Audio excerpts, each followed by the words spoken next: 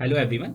So last lectures में हम लोग सेकेंड यूनिट जो है डिस्कस कर रहे थे, जिसमें अभी तक हम लोगों ने जो यूनिट है उसका इंट्रोडक्शन देख लिया कि इंडिटरमिनेट स्ट्रक्चर्स क्या होते हैं। फिर हमने देखा कि इस यूनिट में हम लोग दो मेथड बेसिकली कवर करने वाले हैं, जिसमें एक टीएमटी के बारे में मैंने बताया था और एक मैंने आपको एमडीएम के बारे में बताया था, राइट। तो आज जो हम लोग प्रॉब्लम सॉल्व करने वाले हैं वो टीएमटी मेथड के हेल्प से करने वाले हैं, जिसका नाम है थ्री मोमेंट थ्योरम। ठीक। तो बेसिकली यहाँ पे एक न्यूमेरिकल आपके पास रहेगा, जिसमें एक कंटिन्यूस बीम हम लोग ले रहे हैं। ABC consist of two span, जो कि एबी और बीसी रहेगा, जिसकी लेंथ 4 मीटर एंड 6 मीटर है। और उसको बेसिकली हम लोग टीएमटी की मेथड से जो है वो हम उसको सॉल्व करने वाले हैं, राइट। तो हम देखते हैं कि यहाँ पे अगर हम न्यूमेरिकल की बात करें तो एक आपके पास कंटिन्यूस बीम है। तो ये कंटिन्यूस बीम आपका कुछ इस तरीके से है, जिसपे आपकी ये जो सपोर्ट्स हैं वो आपकी कंटिन्यू रहेंगी।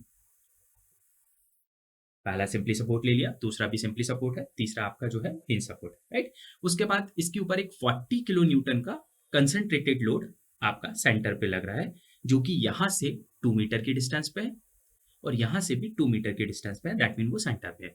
टोटल स्पान जो है वो L1 है, आपके पास 4 मीटर है, जो कि राइट। ये पॉइंट आपका ए है, ये पॉइंट आपका बी है एंड ये पॉइंट आपका सी है।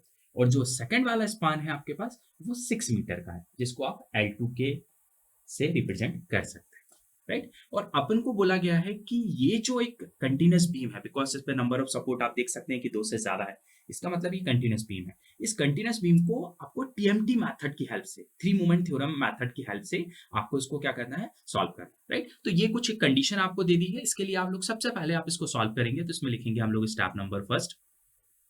स्टेप नंबर फर्स्ट में आप लोगों को क्या करना है, सबसे पहली स्टेप में आपको इसका फ्री बैंडिंग मोमेंट डायग्राम बनाना पड़ेगा। अगर आप इसको किससे सॉल्व कर रहे हैं, टीएमटी से कर रहे हैं, तो इसका हम सबसे पहले free bending moment diagram draw करने वाले हैं।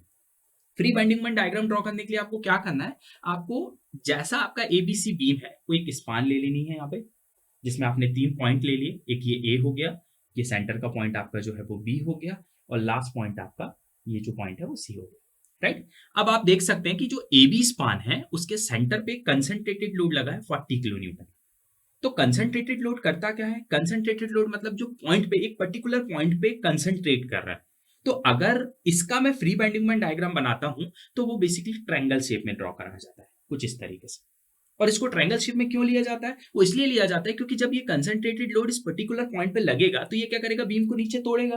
तो जब ये इसकी वजह से बीम टूटेगा तो ये वाला पॉइंट नीचे आएगा, मतलब क्या करेगा, ये एक ट्रायंगल ड्रॉ करेगा, राइट। तो वही ट्रायंगल हमको यहाँ पे ड्रॉ करना है जो हम फ्री बाइंडिंग डायग्राम के फॉर्म में ले रहे हैं। और ये जो ट्रायंगल होता है इसकी ये जो हाइट होती है यहाँ से यहाँ तक, ये पूरी हाइट, वो हाइट हमें कैलकुलेट करनी पड़ेगी, राइट। और इसी तरीके से इसका हमको एरिया भी निकालना पड़ेगा, जिसको हम A1 के फॉर्म में लेंगे, राइट। अब इसी तरीके से अगर मैं बीसी स्पान की बात करता हूं तो बीसी स्पान पे कोई लोडिंग लगी है क्या, नहीं लगी है। इसका मतलब बीसी स्पान टूटेगा क्या, कोई लोडिंग है नहीं, तो उसके वजह से वो टूटेगा भी नहीं। इसका मतलब यहाँ पे कोई भी डायग्राम ड्रॉ नहीं किया जाएगा। अब आपको क्या करना है, जो आपने ए बी स्पान लिया है, अपन सबसे पहले बात करते हैं for span A B, right.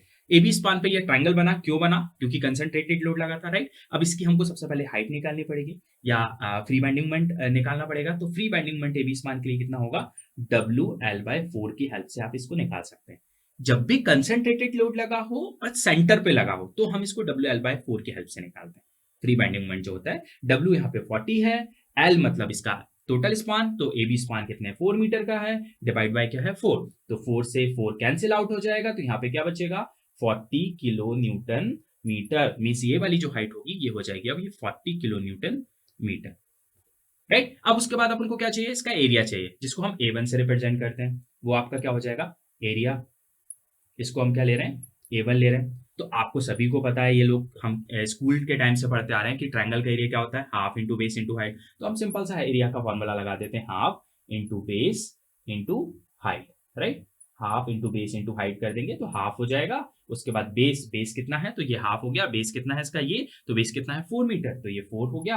And इसकी हाइट कितनी है 40, तो ये हाइट हो गई आपकी 40, राइट। तो इसको टोटल अगर आप सॉल्व करेंगे तो 2 से ये 4 कैंसिल होगा तो 2 बचेगा, 40 इंटू 2 हो जाएगा तो कितना हो जाएगा, 80 किलो न्यूटन मीटर के फॉर्म में आएगा। बट इसको हमको एरिया है तो हम इसको यूनिट्स के फॉर्म में लिखेंगे, राइट। आपको जो यूनिट लिखनी है उसको यूनिट्स लिखना है, क्योंकि बिकॉज हम इसको बोल कुछ और रहे हैं बट इसकी जो कैलकुलेशन आ रही है वो यूनिट कुछ और आ रही है, तो आपको उसको यूनिट्स के फॉर्म में लिखना है। तो ये इसका एरिया आ गया, प्लस फिर आपको इसका सीजी निकालना पड़ेगा। सीजी मतलब कि ए पॉइंट से कितनी डिस्टेंस पे इसका सीजी लाई करेगा, उसको हम x1 बार से रिप्रेजेंट करते हैं। तो ये बेसिकली सिमेट्रिक ट्रायंगल है। किसी भी सिमेट्रिक बॉडी का सीजी कहाँ पे लाई करता है, उसके सेंटर पे लाई करता है। इसका मतलब ये टोटल 4 है, तो इसका सीजी कहाँ पे होगा, यहाँ से 2 मीटर पे होगा।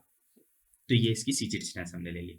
अब इसी तरीके से अगर हम सेकंड स्पान की बात करें, बीसी स्पान पे, बीसी स्पान पे कोई डायग्राम है नहीं है, इसका मतलब उस पर कोई हाइट निकलेगी नहीं निकलेगी, उसका एरिया निकलेगा नहीं निकलेगा, और ना उसका कोई सीजी निकलेगा। तो सिर्फ जो होगा कैलकुलेशन वो ए बी के लिए होगा। तो पहला स्टेप में आपको उसका फ्री बाइंडिंग मोमेंट डायग्राम बनाना है, जो मैंने आपको बता दिया। अब बात करते हैं हम स्टेप नंबर 2 की। जैसे फ्री बाइंडिंग मोमेंट डायग्राम आपका कंप्लीट हो जाएगा, आपको स्टेप नंबर 2 लेनी।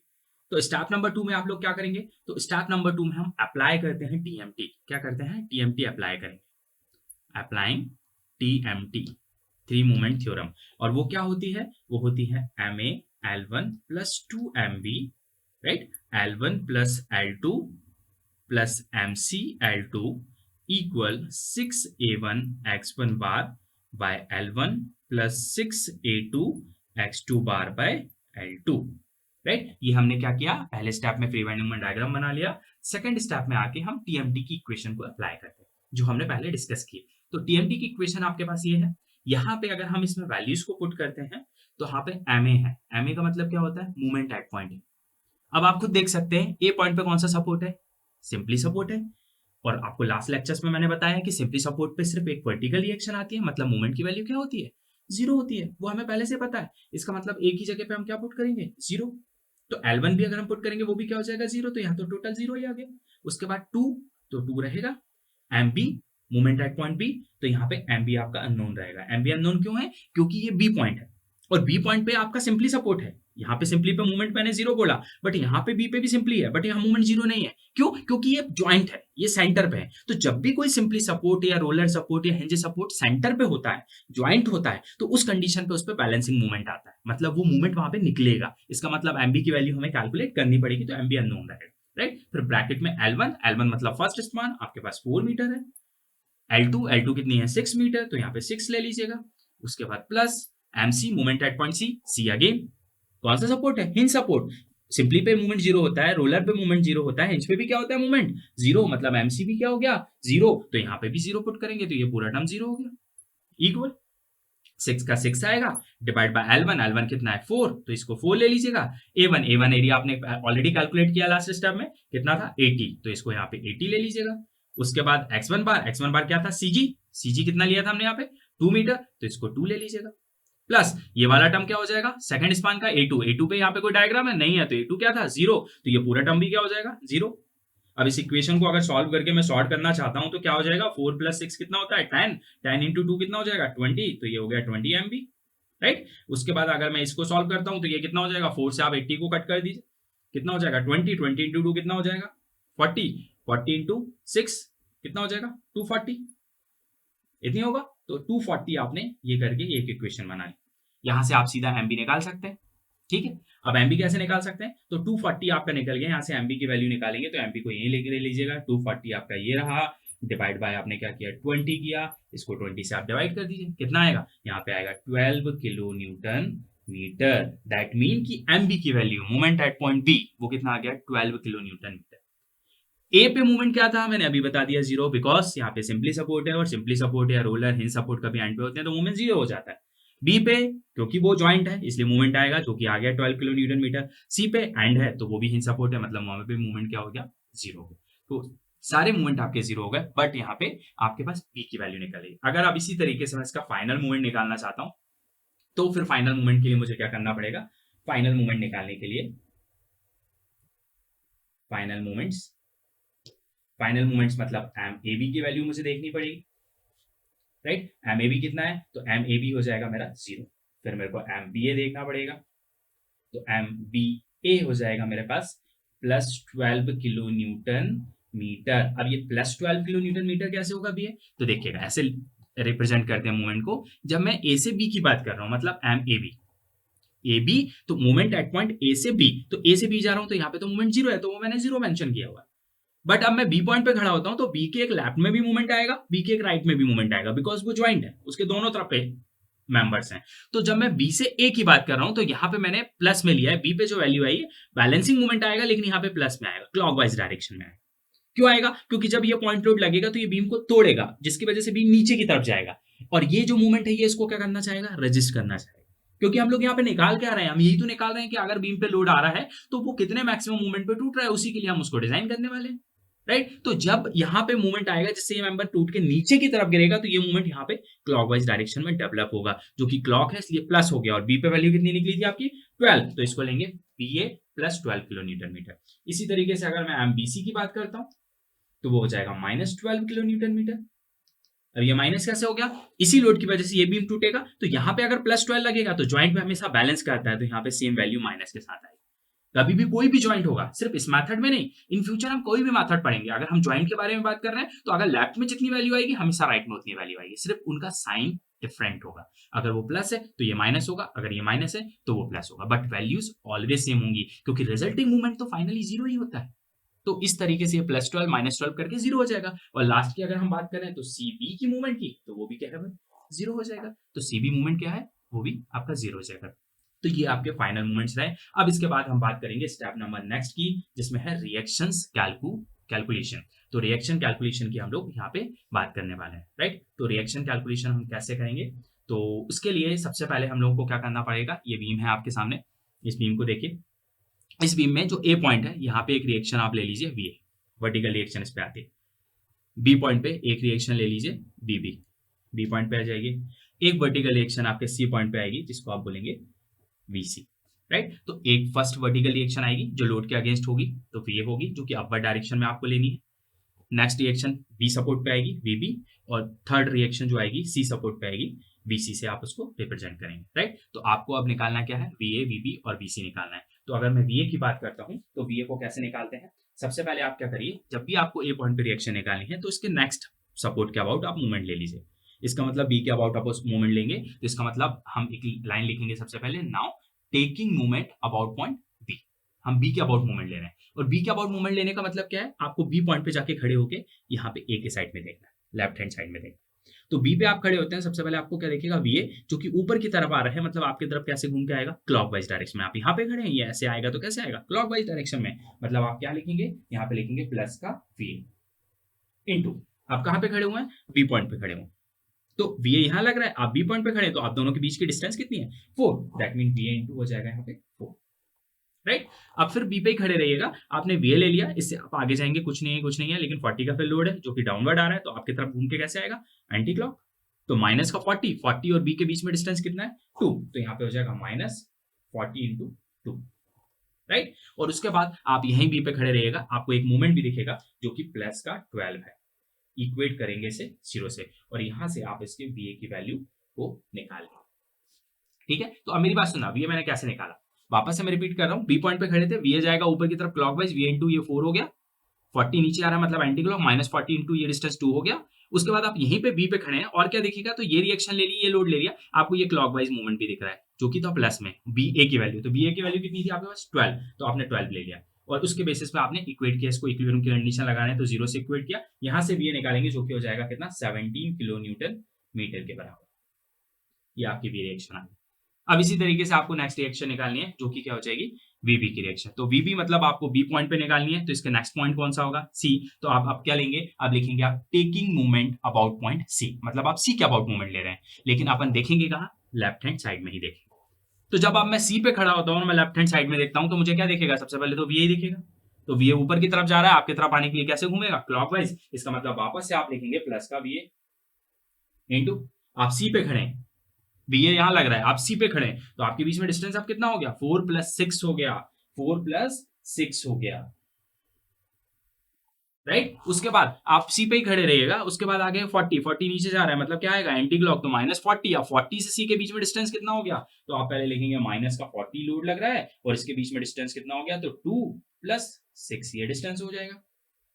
उसके बाद आप यहीं पे खड़े रहिएगा, वीबी दिख रहा है आपको, ये ऊपर की तरफ जाएगा, तो वीबी जाएगा ऊपर, मतलब आपकी तरफ कैसे आएगा? क्लॉकवाइज, तो प्लस का वीबी इंटू ये डिस्टेंस देख लीजिए, तो 6 हो जाएगा। तो फिर लिखेंगे आप प्लस का वीबी इंटू 6, इसके अलावा अगर मैं बात करूं तो सी पे खड़े रहेगा, आपने वीए ले लिया, 40 ले लिया, वीबी ले लिया, एक ये क्लॉक वाइज मूवमेंट भी दिखेगा और एक ये एंटी क्लॉक भी दिखेगा, बट इसको लिखने की जरूरत नहीं है क्योंकि ये क्लॉक 12 है, ये एंटी क्लॉक 12 है, तो आपस में वो कैंसिल आउट हो जाएगा और सी पे कोई मूवमेंट नहीं है, मतलब आप कुछ नहीं बचा, तो सीधा इसको इक्वेट करिए 0 से और यहां से आप निकालेंगे वीबी, क्योंकि वीए की वैल्यू तो ऑलरेडी आपके पास ऊपर है, तो यहाँ से वीबी निकलेगा, जो कि सॉल्व करके आएंगे तो ये आएगा 25 किलो न्यूटन। ये आपकी आ गई सेकेंड रिएक्शन, वीबी की वैल्यू। अब लास्ट रिएक्शन आपको निकालनी है, वो लास्ट रिएक्शन क्या होगी आपकी, वीसी की वैल्यू।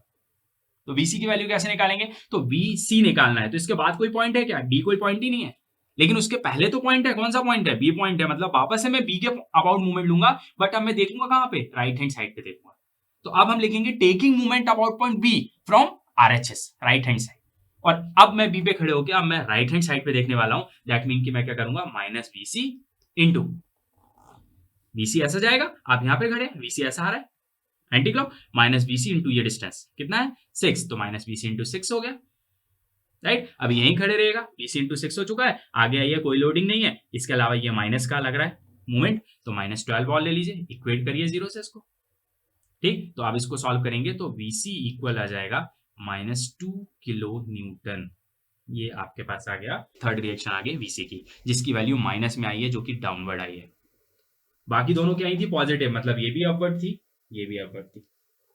अब इसको चेक करना है कि सही है कि गलत है, इसको चेक भी आप कर सकते हैं, कैसे कर सकते हैं चेक, तो डाउनवर्ड लोड कितना है टोटल, 40 का लोड लग रहा है ना, तो जब 40 का लोड लग रहा है इसका मतलब रिएक्शन भी कितनी होनी चाहिए, टोटल मिला के 40 तो होगी।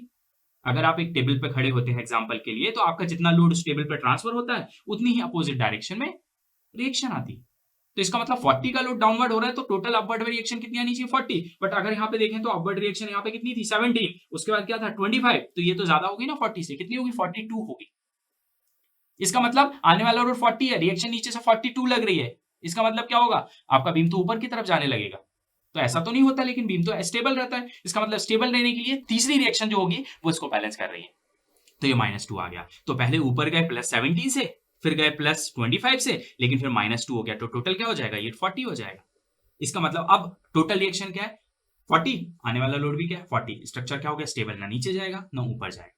तो वैसे तो रिएक्शन हमेशा अपवर्ड डायरेक्शन में आती है, लोड के अपोजिट डायरेक्शन में आती है, लेकिन कभी कभी कोई रिएक्शन आपकी नेगेटिव भी आ जाती है, डाउनवर्ड डायरेक्शन में भी आ जाती है, उसका रीजन क्या होता है, जैसे आप वो रीजन आप यहाँ देख सकते हैं कि यहाँ पे एबी स्पान पे लोड है, पूरा लोडिंग यहाँ पे जा रही है, इस वाले स्पान पे कुछ नहीं है, तो जब किसी साइड में लोड नहीं होता तो वो क्या करता है, वो लिफ्ट करता है, जैसे टेबल होता है, टेबल के एक एंड पे आप बहुत ज्यादा कॉर्नर पे खड़े हो जाए तो क्या हो जाएगा, दूसरा एंड उसका लिफ्ट करने लगेगा, मतलब वो ऊपर की तरफ जाने लगेगा, तो ये इसका एक एग्जांपल है, और इस तरीके से आप चेक भी कर सकते हैं, तो total reaction equal total load आपका होना चाहिए, तो यहाँ पे आपका ये चेक हो गया। अब इसके बाद हम लोग जो बात करेंगे वो नेक्स्ट स्टेप की बात करेंगे, स्टेप नंबर 4 की, जिसमें हम लोग बात करने वाले हैं binding moment and shear force diagram, ठीक है। स्टेप नंबर फर्स्ट हम कवर कर लिए, कैसे, उसका फ्री बाइंडिंग मोमेंट डायग्राम बनाकर, सेकंड स्टेप हमारा कवर हो गया, कैसे हुआ, तो उसमें हम लोगों ने अप्लाई किया टीएमटी को, राइट। फिर थर्ड स्टेप में हम लोगों ने क्या किया, थर्ड स्टेप में हम लोगों ने उसके बेसिकली रिएक्शंस निकाले कि रिएक्शंस को कैसे फाइंड आउट करते हैं, तो वो मैंने आपको पूरा डिटेल बता दिया, हमारे पास रिएक्शंस भी निकल के आ गए, जैसे आपने वीए निकाला था तो वीए आपके पास जो आया था वो कितना आया था 17 किलो न्यूटन, राइट। इसी तरीके से आपने वीबी निकाल लिया था, वीबी आपके पास कितना आया था 25 किलो न्यूटन, राइट। और फिर लास्ट रिएक्शन आपने वीसी निकाला था, जो वीसी आपके पास आया था वो -2 किलो न्यूटन के बराबर आया था, और माइनस क्यों आया वो मैं आपको बता चुका हूँ, राइट। क्यों, क्योंकि उस तरफ कोई लोडिंग नहीं है, तो जिसकी वजह से यहाँ ज्यादा लोड लग रहा है तो वो लिफ्ट कर रहा है, तो इस वजह से वो रिएक्शन क्या कर रहा है, उसको बैलेंस कर रहा है, उसको स्टेबल कर रहा है। तो अब इसके बाद अपने पास लास्ट स्टेप बचती है, बिकॉज अपन सारे मूवमेंट्स निकाल चुके हैं, अपन रिएक्शंस निकाल चुके हैं, तो सारे अननोन तो अपन टीएमटी की हेल्प से निकाल चुके हैं, बट इसका एक ग्राफिकली रिप्रेजेंटेशन भी आपको बनाना पड़ता है कि जो मूवमेंट आ रहा है या जो शेयर फोर्स आ रहा है बेसिकली वो आपके स्पान पे किस तरीके से वैरी कर रहा है, कि किसी एक पर्टिकुलर पॉइंट पे आपका जो है 8.7 मीटर की डिस्टेंस पे कुछ मूवमेंट है, 2 मीटर पे कुछ और मूवमेंट है, 3 मीटर पे कुछ और मूवमेंट है, 4 मीटर पे कुछ और मूवमेंट है, तो ये मूवमेंट वैरी भी करता है, तो अपन को मैक्सिमम किस पॉइंट पे मिल रहा है, या वही शेयर फोर्स के लिए हम बात करें तो मैक्सिमम शेयर फोर्स आपको किस पॉइंट पे मिल रहा है, या किस पॉइंट पे आपको मिनिमम शेयर फोर्स मिल रहा है, तो उसके लिए हमारा एक ग्राफिकल रिप्रेजेंटेशन होता है, उसी को हम binding moment shear force diagram बोलते हैं, राइट। तो सबसे पहले हम बात कर रहे हैं बाइंडिंग मोमेंट डायग्राम की, तो फर्स्ट हम बात करेंगे binding moment diagram, binding moment diagram, right. तो बाइंडिंग मोमेंट डायग्राम को बनाने के लिए आपको क्या करना है, बहुत सिंपल मेथड है, और अपना concept through out the subject अपना सेम रहने वाला है, तो प्लीज आप उसको एक बार ध्यान से देखिएगा, 20-30% अभी समझते हैं, उसके बाद नेक्स्ट में भी अपन धीरे धीरे समझेंगे, तो कॉन्सेप्ट आपका सेम रहने वाला है। तो इसमें आपको क्या करना है, सबसे पहले जितना बीम है उतनी बड़ी एक आप हॉरिजॉन्टल लाइन बना लीजिए, उसके लिए आप क्या करिए, यहाँ पे आपका एक ए पॉइंट हो जाएगा, दूसरा सेंटर पे आप एक बी पॉइंट टेक कर लीजिए, तीसरा आपके पास सी है तो सी ले लीजिए। और कभी भी जब आप बाइंडिंग मोमेंट डायग्राम बनाते हैं तो अपन को ये याद रखना है कि जो बाइंडिंग मोमेंट डायग्राम होता है वो बेसिकली दो पार्ट में बनता है। पहले आपको क्या बनाना पड़ता है, पहले आपको बनाना पड़ता है उसके मूवमेंट्स की वजह से आने वाले डायग्राम, जिसको फिक्स्ड बाइंडिंग मोमेंट डायग्राम बोलते हैं। और फिर आपको बनाना पड़ता है फ्री बाइंडिंग मोमेंट डायग्राम, उसको ओवरलैप करके, उसके बाद जाके फाइनल डायग्राम बनता है। तो सबसे पहले अपन मूवमेंट की वजह से बनाते हैं। तो ए पॉइंट पे आपका मूवमेंट क्या था, जीरो था, यहाँ पे मैंने मेंशन किया हुआ, ए बी की वैल्यू जीरो थी तो यहाँ पे तो कुछ भी नहीं होगा। सी पॉइंट पे मूवमेंट क्या था, तो यहाँ पे भी जीरो था, मतलब यहाँ भी कुछ नहीं होगा। बट बी पॉइंट पे आपको एक वैल्यू मिली थी जो कि कितनी थी, एमबी की वैल्यू 12 किलो न्यूटन मीटर के बराबर, जिसमें मैंने आपको बोला कि बी पॉइंट पे ये ऐसे में क्लॉकवाइज लगेगा 12 और ऐसे में यहाँ पे एंटी क्लॉक 12 लगेगा। तो जब ये क्लॉक जा रहा है, ये एंटी क्लॉक जा रहा है, तो दोनों एरो इस बीम को कहाँ लेके जा रहे हैं, ऊपर की तरफ। इसका मतलब आप क्या करिए, यहाँ पे एक रैंडम वर्टिकल लाइन बना दीजिए और ये इसकी हाइट को क्या लीजिए, कितना मूवमेंट है उतनी ले लीजिए, 12 मूवमेंट है तो यहाँ पे लिख दीजिए 12 किलो न्यूटन मीटर, राइट। और यहाँ पे जीरो था तो यहाँ कुछ नहीं आएगा, यहाँ पे भी जीरो था, कुछ नहीं आएगा। इस वर्टिकल लाइन के इस पॉइंट को, टॉप को इस पॉइंट से मिला दीजिए और इसी तरीके से इस पॉइंट को इससे मिला दीजिए। तो ये जो डायग्राम आपका बनके तैयार हुआ, ये सिर्फ मूवमेंट की वजह से बना है, इसको बोलते हैं फिक्स बाइंडिंग मोमेंट डायग्राम। अब इसी के ऊपर से बनता है free binding moment diagram. Free binding moment diagram मतलब जो लोडिंग की वजह से बने। तो यहाँ पे कौन सा लोड लगा है, कंसंट्रेटेड लोड का लगा है। कंसंट्रेटेड लोड के लिए क्या ड्रॉ करते हैं, ट्रायंगल ड्रॉ करते हैं, मतलब यहाँ पे ट्रायंगल बनेगा। लेकिन आप वो जो ट्रायंगल बनाओगे तो उसकी हाइट क्या रखोगे, उसको यहां तक लोगे टॉप, उसका यहां तक लोगे, यहां तक लोगे, यहां तक लोगे, कहां तक लोगे टॉप। तो वो डिपेंड करेगा कि अपन ने जो पहले स्टेप किया था ना, उसमें अपनी जो ट्रायंगल की हाइट निकली थी वो कितनी निकली थी। तो वो अपन ने हाइट निकाली थी 40 मतलब क्या होगा, ये 12 के तो ऊपर ही जाएगा। इसका मतलब आपको ये जो ट्रायंगल की हाइट लेनी है वो इस 12 से ऊपर लेनी है। तो यहाँ पे एक पॉइंट ले लीजिए जो कि इसके ऊपर होगा, इसको इस पॉइंट से मिला दीजिए, इसको इस पॉइंट से मिला दीजिए। ये इस कंसंट्रेटेड लोड के लिए ट्रायंगल ड्रॉ कर दिया आप। उसके बाद बीसी स्पान पे कोई लोडिंग है, कुछ नहीं है, मतलब उस पर कुछ नहीं बनेगा। उसके बाद हैच कर दीजिए। हैचिंग करने का मतलब क्या हुआ कि जो पहले आपने लाइन ली थी फिक्स बाइंडिंग मोमेंट वाली, ये वाली जो स्ट्रेट लाइन जा रही है उसमें, और जो ट्रायंगल की लाइन है, इन दोनों के बीच में आप हैच कर देते हैं। ये हैचिंग होगी, इस तरीके से हैच किया जाता है। दोनों लाइनों के बीच बीच में बस हैचिंग करना है आपको। यहाँ पे तो कुछ ही नहीं है, ये दोनों है तो इसमें पूरे को हैच कर देंगे। ये हैचिंग आपने कर दी। तो बेसिकली जो हैचिंग हम लोग करते हैं वो हैचिंग बेसिकली किस चीज को रिप्रेजेंट करती है, वो आपके फाइनल मूवमेंट, रिजल्टेंट मूवमेंट को रिप्रेजेंट करती है। क्योंकि क्या है, रिजल्टेंट मूवमेंट का मतलब क्या है कि जैसे अपने ये दो डायग्राम इसमें ओवरलैप हो रहा है, इसमें ये वाली लाइन और ये दोनों लाइन के नीचे वाला पार्ट है, ये कॉमन एरिया कहलाता है। ये दोनों में आ रहा है तो इसको कॉमन एरिया कहते हैं। और उसके बाद इस लाइन के बाद, इसके बाद ये वाला एक्स्ट्रा आ रहा है जो ट्रायंगल के अंदर में लेकिन इसके ऊपर है, मतलब ये क्या हुआ, यहाँ पे रिजल्टेंट मूवमेंट हुआ। तो आपको ये रिजल्टेंट मूवमेंट भी निकाल के देना पड़ता है कि ये रिजल्टेंट टॉप पे, ये रिजल्टेंट मूवमेंट कितना आ रहा है। तो इसको निकालने का सिंपल सा तरीका है कि आपकी जो ए पे रिएक्शन थी कितनी थी, 17 ए पे आपकी रिएक्शन कितनी थी, 17। तो 17 इंटू आपको किस इस पॉइंट पे निकालना है, तो इस पॉइंट तक मतलब ये लोड के नीचे, ये डिस्टेंस कितनी है 2। तो इस 17 को मल्टीप्लाई कर दीजिए इस 2 से, कितना होगा 34। इसका मतलब ये हाइट कितनी होगी, 34 किलो न्यूटन मीटर के बराबर। ये आपकी हाइट आ गई, ये रिजल्टेंट मूवमेंट निकला। मतलब ये जो आपको हैचिंग वाला एरिया देखना है, ये रिजल्टिंग वैल्यू कितनी है 34। और वो 34 कैसे आया, पहले अपनी जो फर्स्ट स्टेप में इसकी हाइट आई थी वो कितनी आई थी, 40 आई थी। उस 40 में से बेसिकली ये वाला मूवमेंट कम हो गया। तो आप इसको ऐसे भी निकाल सकते हो, टोटल आपका जो 40 पहले निकला था, एक तरीका तो ये है कि आपने सीधा रिएक्शन को मल्टीप्लाई कर दिया 2 से, तो ये 34 आ गया। दूसरा तरीका ये भी है कि आप क्या करिए, जो टोटल हाइट ट्रायंगल की थी 40, उस 40 में से ये वाला मूवमेंट, यहाँ पे ये वाला जो पहले बनाया था, यहाँ पे कितना मूवमेंट था 0, और यहाँ पे कितना है 12, 12 प्लस 0, इन दोनों का एवरेज ले लीजिए। तो 12 प्लस 0 डिवाइड बाई 2 करिए, कितना आएगा 6। 40 में से 6 को माइनस कर दीजिए, कितना आता है 34, तब भी वो 34 आ जाएगा।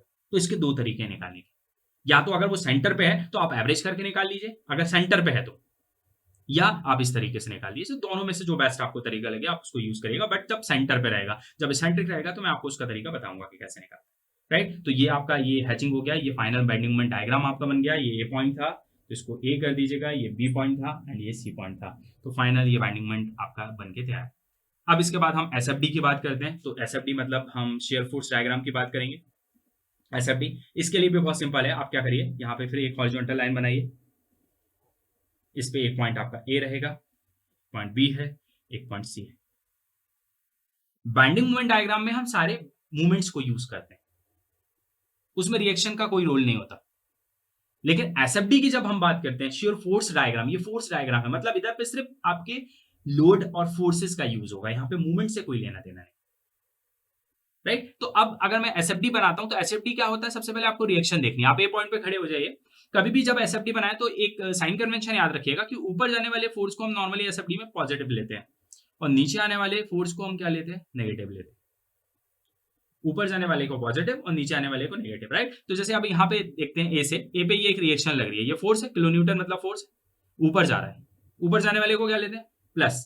तो इसका मतलब पॉजिटिव ऊपर जा रहा है और कितना ऊपर जा रहा है, 17। तो यहाँ पे एक ए पॉइंट पे एक वर्टिकल लाइन बनाई है सिंपल सी और यहाँ पे लिख दीजिए 17 किलो न्यूटन। क्या किया, आई रिपीट, क्या किया, पहला ए रिएक्शन देखा, ये ऊपर की तरफ जा रहा था तो ऊपर लाइन बनाई। कितनी लाइन बनाई, इसकी वैल्यू कितनी है, 17, तो 17 की लाइन। अब क्या करिए, अब 17 पे आप ए पे खड़े हुए हैं। अब एक बात बताइए, अब जब 17 से मैं आगे की तरफ मूव कर रहा हूं तो यहां से 2 मीटर तक कोई लोडिंग है क्या, यहां से यहां तक नहीं है। इसका मतलब यहां तक कांस्टेंट चलेगा, तो 2 मीटर तक कोई लोडिंग नहीं है, तो आपके पास स्ट्रेट ये लाइन चलेगा, ऐसे कोई लोडिंग नहीं है, मतलब स्ट्रेट लाइन। लेकिन जैसे ही मैं 2 मीटर तक आया उसके बाद मैंने देखा 40 कहां जा रहा है, डाउनवर्ड जा रहा है। मतलब डाउनवर्ड क्या बोलते हैं, नेगेटिव। मतलब 40 कहां गया, नीचे गया, नीचे गया मतलब माइनस। तो आपके पास पहले कितना था, 17 के साथ आप ऊपर चल रहे थे पॉजिटिव में, 2 मीटर के बाद माइनस का 40 आ गया, तो आपने इसका टोटल कर दिया। तो आप क्या करिए, 40 में से आप ये 17 को माइनस कर दीजिए, तो कितना बचेगा, तो आपके पास बचने वाला है 23।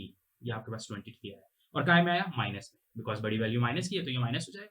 इसका मतलब यहां तक अपन पॉजिटिव थे, यहां जैसे 40 आया आपकी वैल्यू माइनस हो गई, तो इसका इस लाइन को क्लोज कर दीजिए और इस पॉइंट पे आप एक नीचे की तरफ लाइन बनाइए और वो क्या होगी, -23 की। अब जैसे मैं इस पॉइंट पे आके खड़ा हो गया -23 के साथ, तो 40 के बाद देखिए 2 मीटर तक फिर कोई लोड नहीं, मतलब फिर यहां से आपको स्ट्रेट चलना पड़ेगा, तो यहां से आप स्ट्रेट चलते जाइए। लेकिन आप जैसे ही बी पॉइंट पे पहुंचेंगे तो बी पॉइंट पे देखते हैं कि आप वीवी की एक रिएक्शन है जो ऊपर की तरफ जा रही है, जो कि कितनी है, 25। इसका मतलब यहां पे आके आपको फिर रुकना है। क्यों, अब -23 की कहानी खत्म, क्योंकि यहाँ पे प्लस ऊपर की तरफ कितनी जा रही है, एक रिएक्शन 25 और जा रही है। तो अब ये 25 इसमें ऐड होगा तो रिमेनिंग कितना बचेगा, प्लस का 2 बचेगा। 23 माइनस का था, 25 आपने इसमें किया तो कितना बचेगा, प्लस का 2 बचेगा। इसका मतलब यहाँ पे फिर वैल्यू प्लस होगी, तो अब ये माइनस वाली यहाँ क्लोज हो गई, +2 है, मतलब ऊपर लाइन बनेगी, तो ऊपर बनी जो कि ये है, इसको लिखा 2। क्यों लिखा, और ये लाइन छोटी है, ये 17 की थी, ये 2 की है, तो ये लाइन छोटी रहेगी, ठीक है। अब इसके बाद 2 के बाद अब खुद आप देखिए बी से सी के बीच में कोई लोडिंग है क्या, नहीं है, मतलब आपका स्ट्रेट लाइन चलता रहेगा, ये पूरा स्ट्रेट लाइन जाएगा सी तक और सी पे आके इसको क्लोज कर दीजिए। और आपको चेक करना है कि आप जो पीछे से कैलकुलेशन करते हुए आए हैं वो सही है कि गलत। तो कभी भी याद रखिएगा कि जो लास्ट वैल्यू निकली है, लास्ट वैल्यू कितनी निकली है आपकी, 2, वो लास्ट रिएक्शन के बराबर आई। जैसे ये 2 आया और लास्ट रिएक्शन कितनी थी, यहाँ पे आप देखिए ना, लास्ट रिएक्शन कितनी थी हमारी, 2। साइन कन्वेंशन पे मत जाइए, प्लस माइनस छोड़ दीजिए, सिर्फ आपका जो मैग्नीट्यूड होगा, जो वैल्यू होगी वो सेम आएगी हमेशा। अगर गलत आ रही है इसका मतलब डिफरेंट आ रही है, इसका मतलब आपने कुछ कैलकुलेशन में मिस्टेक की। तो इसको आप इस तरीके से चेक भी कर सकते हैं। तो ये अभी 2 है, लास्ट रिएक्शन 2 है, मतलब ये आपका सही है, तो ये आपका सी पॉइंट हुआ। उसके बाद आप इसको भी हैच कर दीजिए, ये 17 है, यहाँ से यहाँ तक, फिर ये 17 था तो यहाँ 17 लिख दीजिए, ये 23 माइनस का था तो ये -23 लिख दीजिए, राइट। ये 2 था तो यहाँ पे भी 2 लिख दीजिए। उसके बाद हैच कर दीजिए, तो ये हैचिंग हो जाती है इस तरीके से, पूरे बॉक्स को हैच कर दीजिए। ये रिजल्टिंग शेयर फोर्स डायग्राम है इसका। इसमें इस जो हॉरिजॉन्टल लाइन ली थी उसके ऊपर वाले को अपन पॉजिटिव मेंशन कर दें, ये पॉजिटिव हो गया, नीचे वाले को नेगेटिव तो नेगेटिव, और ये ऊपर है तो पॉजिटिव, तो ये पॉजिटिव हो गया। अब ये शेयर फोर्स डायग्राम हो गया। तो ये बाइंडिंग मोमेंट और शेयर फोर्स डायग्राम आपको क्या दिखाता है, ये बेसिकली ये दिखाता है कि जो मूवमेंट्स आपने निकाले वो ए से सी के बीच में किस तरीके से वैरी कर रहे हैं, या शेयर फोर्स जो आपने निकाला ए से सी के बीच में वो किस तरीके से वैरी कर रहा है। जैसे मैं बीएमडी की बात कर रहा हूँ, यहाँ से 0 था, फिर यहाँ पे गया तो ये मैक्सिमम 34 हो गया, फिर नीचे चला गया, फिर यहाँ पे थोड़ा सा 12 कुछ हो गया नेगेटिव, फिर आपका नीचे चला गया तो सी पे 0 है। तो मैक्सिमम जो यहाँ से मूवमेंट मिलेगा उसी के लिए हम लोग स्ट्रक्चर को डिजाइन करते हैं। स्ट्रक्चर मतलब जब बिल्डिंग बनाते हैं ना तो बीम बनाते हैं, तो बीम हमें कैसे पता चलता है कि बीम की दात कितनी रखनी है, उसमें स्टील कितना लगाना है, वो इसी से पता चलता है कि जितना मैक्सिमम मूवमेंट यहाँ पे डेवलप होगा उस मूवमेंट के रिस्पेक्ट में हम उसको डिजाइन करेंगे। दैट मीन कि जब उस पर्टिकुलर लोड की वजह से वो डिजाइन होगा उस मैक्सिमम मूवमेंट के लिए होगा, जो मूवमेंट आपको यहाँ मिला। या शेयर फोर्स के लिए हम जो लगाते हैं बीम में रिंग्स लगाते हैं, स्ट्रप्स जो देखिए ना आपने, स्ट्रप्स लगाते हैं वो शेयर फोर्स के लिए लगाते हैं। तो वो शेयर फोर्स हमको यहाँ से मिलेगा कि कितना मैक्सिमम शेयर फोर्स है। तो यहाँ पे आप देख रहे हैं कि यहाँ पे 17 है, फिर यहाँ पे आगे गया 17 है, पॉजिटिव है, फिर यहाँ पे माइनस हो गया, तो ये वेरिएशन है आपका। और इसमें से मैक्सिमम वैल्यू सेलेक्ट करेंगे, उसके लिए थ्रू आउट दी बीम को हम डिजाइन करेंगे। तो जब मैक्सिमम के लिए डिजाइन करेंगे तो उससे ज्यादा कभी आएगा नहीं और स्ट्रक्चर क्या होगा, सेफ होगा। तो इस तरीके से इसका binding moment shear force diagram बनाते हैं, जो मैंने आपको बता दिया। अब नेक्स्ट न्यूमेरिकल हम लोग डिस्कस करेंगे जिसमें हम कुछ एंड कंडीशंस को चेंज करेंगे, ठीक है। Thank you.